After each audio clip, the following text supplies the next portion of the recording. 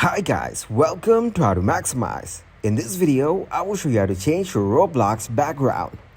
First, you need to open the roblox.com in your web browser. Make sure you're logged in with your account. After that, open a new tab. Here, search for Web Store. Click on Chrome Web Store. In the search bar, search for stylish. From the results, you need to click on this Chrome extension. Here, click on Add Extension. Once the extension is added to your web browser, go back to the Roblox page.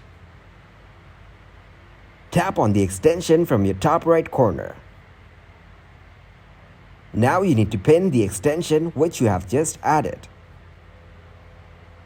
After that, click on the extension and go to See All Styles.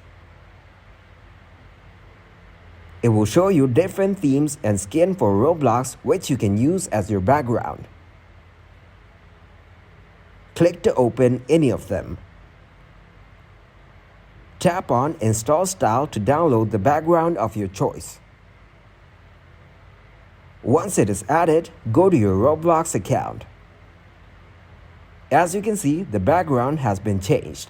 Thanks for watching and please leave a like, subscribe and share.